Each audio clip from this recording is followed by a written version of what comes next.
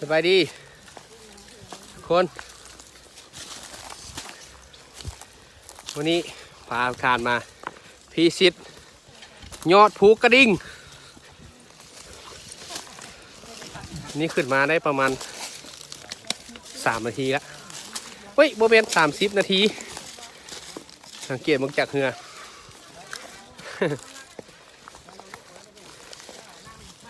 เรียกว่าเส้นทางดังกล่าวนี้ทั้งแขวงเพิ่นอยากให้พัฒนาเป็นเส้นทางยางป่าเนาะ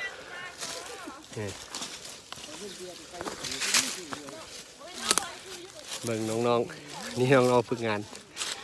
มาแล้วหลายเติบแล้ว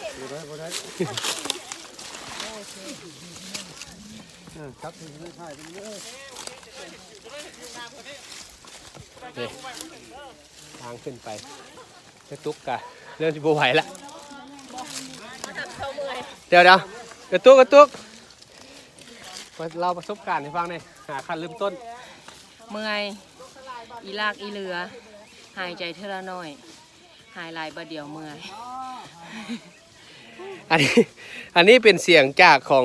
ครอบครัวพนักงานนี่แหละเนาะที่ว่าเพิ่นอาสามาเองเนี่ยนั่งก่อนภูเขาห่วมนั่งพักก่อนถามว่าเส้นทางนี้โหดบ่โหดปานใดดอกเป็นจังได๋อาจารย์กำลังไล่สดอยู่เมื่อยบ่คือนั่งโอ้เบิ่งแต่หน้าจานเบิ่งแต่หน้าคือว่าอ่อนเอาเดี๋ยวเขาจะเก็บภาพบรรยากาศต่างๆมาฝากเนาะทุกคนเลยถามว่าเมื่อยบ่เบิ่งแต่เหงื่ออะไรกันแล้วเนาะแต่ว่าวิวทิวทัศน์ต่างๆนี่บอกเลยว่าสุดยอด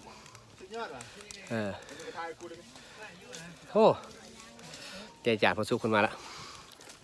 จ่ามาแล้วโอ้จ่าลุ้นนี่สู้ๆนี่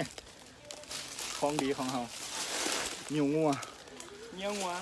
บนนี้มีสปอนเซอร์ดอกเหนียวงัวเขาโฆษณาไปเองเหนียวงัวมาสั้นที่เราเดินทางมาก็ใช้เวลาอยู่3 ชั่วโมง3 ชั่วโมงเนาะจากนครหลวงมาฮอดปากกระดิ่งปากกระดิ่งขึ้นมาประมาณ3 ชั่วโมง4 ชั่วโมงที่แล้วขึ้นมานี่ได้15 นาทีแล้วยังบ่ฮอดซอดปะนี้โอ้โหแบงมาอยากเชิญชวนเด้อทุกคนมาทุกทานอยากประจนภัยเลิกกาอยากหาแนวใหม่ๆที่ว่าเลิกการท่องเที่ยวแล้วแนะนำเลยว่าสามารถมาได้และติดต่อไผได้เด้สามารถติดต่อได้เดี๋ยวสิเอาเบอร์โทรไว้ทางกล้องให้สามารถติดต่อมาได้เลยเวลาอยากมาเนาะแต่ว่าต้องรักษาสุขภาพก่อนแล้วจังมาบ่แม่นโอ้ยขึ้นจากมาแล้วมันมาบ่ได้บ่อยากแนะนำเด้อเพราะว่ามันสันมันค่อยแล้วก็อันตรายโอเคเนาะเดี๋ยวสิมีอีกเทปหนึ่งตอนทอดยอดพุ่นแหละยอดถึงพุ่นโอเคบ๊ายบาย